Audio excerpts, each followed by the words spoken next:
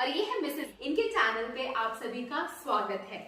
ये मेरे पापा का ब्लॉग चैनल है। मेरे पापा मम्मी दोनों इस चैनल पे ब्लॉग करेंगे। तो जितने भी मेरे सब्सक्राइबर्स हैं, आप लोग बहुत ज्यादा कमेंट कर रहे थे मेरे पापा मम्मी की जोड़ी के बारे में। तो पापा ने वो कमेंट्स पढ़े और उन्होंने मेरे साथ ब्लॉगिंग की। उनको ब्लॉग बनाने में बहुत मजा आया, तो उन्होंने बोला कि चलो हम भी ट्राई करते हैं ब्लॉग करने का। तो मैंने कहा क्यों नहीं, आपको तो जरूर करना चाहिए, क्योंकि पापा आर्मी से रिटायर हुए हैं। आर्मी बहुत अच्छे इंसान है, हम सबका बहुत अच्छे से ख्याल रखते हैं, बहुत फनी है, मम्मी के लिए रोमांटिक है और मम्मी खूब प्यार मीठी वाली करती रहती है।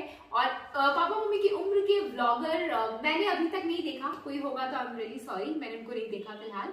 तो मुझे लगता है ये बहुत यूनिक जोड़ी है और इनको अपनी केमिस्ट्री को दुनिया को दिखाना चाहिए। जैसे आप मेरी और प्रिंस की केमिस्ट्री को पसंद करते हो, नए दौर के हम दोनों हैं, हम दोनों अपनी फैमिली से अलग है, लेकिन मेरे पेरेंट्स ये बहुत ज्यादा, ये अपने में ही बहुत अलग है।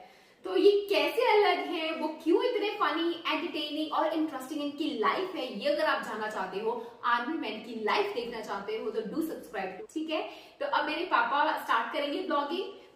पहला ब्लॉग है, ठीक है, हो सकता है थोड़ा नर्वस भी हो, तो please excuse him for that.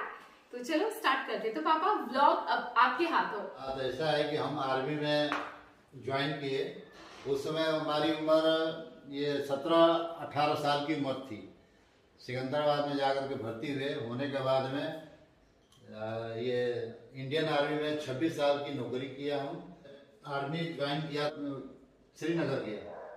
तो ऐसे पूरा डिटेल बताने से बहुत टाइम लगता है और समय भी बर्बाद होगा, तो मैं श्रीनगर से कन्याकुमारी तक देश की सेवा किया हूँ। और जब ये कारगिल युद्ध हो रहा था उस समय मैं कलकत्ता में डिप्लाई था, तो वहाँ से हमारा ट्रांसफ़र हो गया श्रीनगर के लिए। श्रीनगर में जाने के बाद में हमको भेज दिया कारगिल जब युद्ध हो रहा था, वहाँ पर हम जा करके फोर्स के साथ में जवानों के साथ में मिल करके पाकिस्तान के दुश्मनों का जो भी थे उनके साथ में छक्के छुड़ा दिए।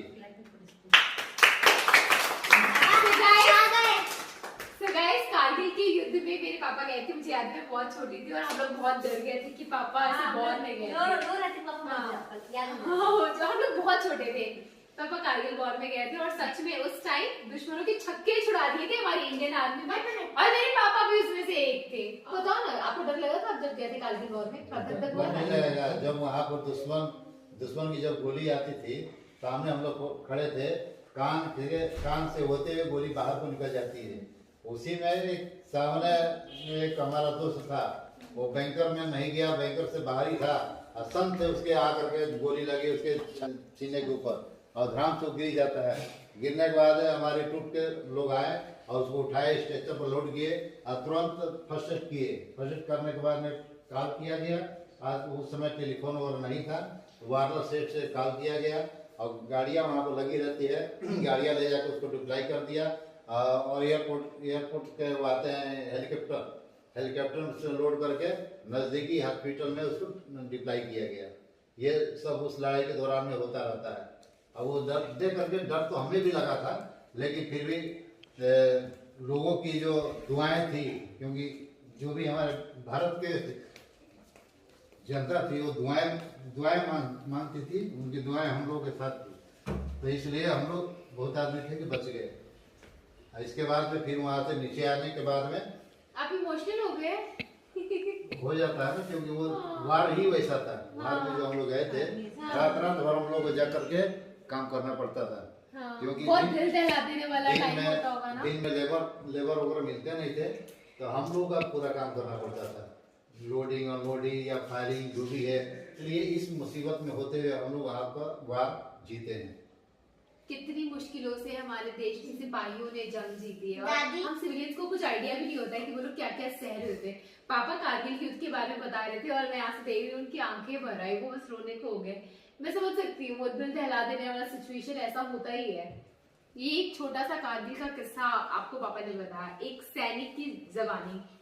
नॉर्मल लोगों को नहीं पता होता है कि उन लोगों को क्या कुछ सहना पड़ता है। तो अगर आप आर्मी की लाइफ को और पास से देखना चाहते हो, जानना चाहते हो कि वो लोग कितना स्ट्रगल करते हैं आर्मी में होते हुए भी और आर्मी से रिटायर होने के बाद भी जिंदगी में बहुत स्ट्रगल किया है पापा ने, तो उनकी जिंदगी को पास से देखने के लिए डू सब्सक्राइब दिस चैनल और hats off to all the army soldiers and my father. ये हमारी धर्मपत्नी है। जब भी हमारा मुसीबत पड़ता है तो ये हमारा साथ देती है। हालांकि घर में नोक झोंक चलता रहता है और कुछ ऐसी भी औरतें होती हैं जो कि आदमी को गलत रास्ते में ले जाती है। ये औरत वैसी है कि गलत रास्ते वाले आदमी को सही रास्ते पर लाती है। गलती हर इंसान से होता है, ये नहीं है कि मैं बड़ा हो गया मुझसे गलती नहीं होगा। गलती हमसे भी होता है, गलती इनसे भी होता है, तो आपस में नोक झोंक होता है। फिर भी उसमें जब दोनों लड़ते हैं तो उस समय डिसीजन कोई नहीं लेना चाहिए। डिसीजन लेने से क्या होता है कि ये अगर एक बोल दिया, मैं दो बोल दिया, फिर ये बोल दिया, तो क्या आपस में टकराव हो जाता है। तो आदमी को चाहिए या औरत को चाहिए, अगर एक गर्म है आज दूसरे को ठंडा हो जाना पड़ेगा।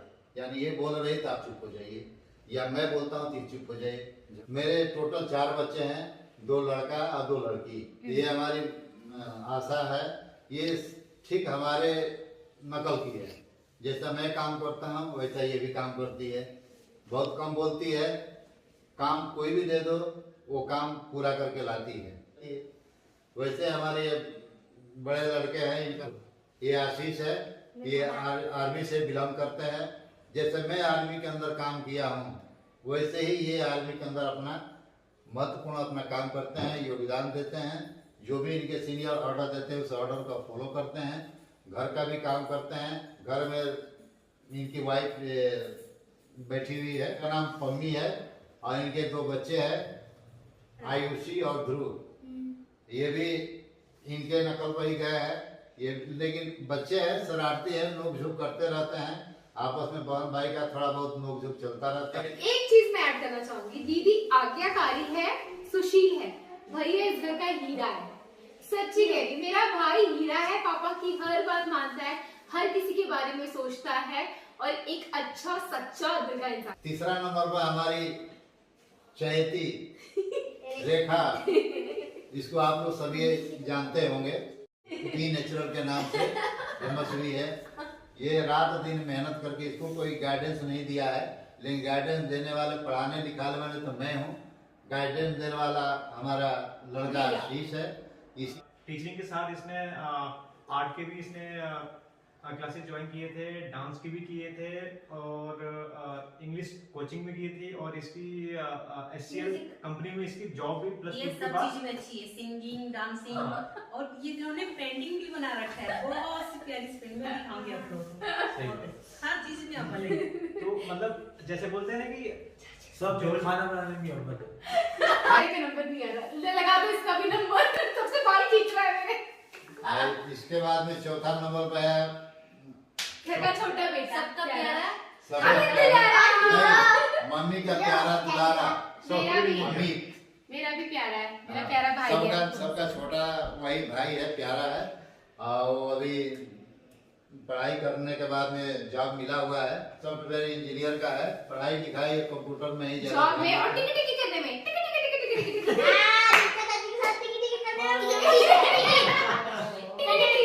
अच्छा गाइस, टिक टिक का मतलब ये होता है कि अमित बताएगा टिक टिक मतलब क्या होता है। मम्मी इसको छेड़ती रहती है, चैट कर रहा है, चैट होता है, चाहे अपनी बीवी के साथ। अमित की एंगेजमेंट के लिए हम सब इकट्ठा हुए हैं। अमित की शादी अगले साल है, अब एंगेजमेंट है, तो सालों बाद हम सब इकट्ठा हुए क्योंकि भैया आर्मी में है, दीदी के हस्बैंड आर्मी में है, तो छुट्टी नहीं मिल पाती है कि सब एक साथ इकट्ठे हो जाए। कभी कोई आता है, कभी कोई आता है, बट इस बार अमित की सगाई में मैंने सबको इकट्ठा करवाया है जबरदस्ती। और देखो कैसा रहता है एंगेजमेंट व्लॉग भी आपको देखने को मिलेगा। सब तो चले जाते हैं अपने ससुराल हाँ और अपने घर, तो भाई अमित, पापा, मम्मी यहाँ घर पे अकेले रहते हैं।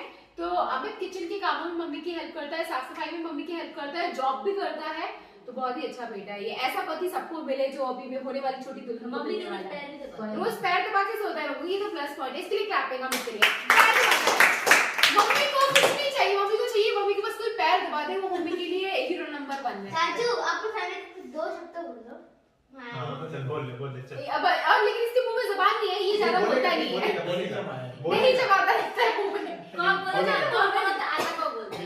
बोलेगा चल बोल अमित, बोल अपनी फैमिली के लिए कुछ बोल दो। I love my family. तो क्या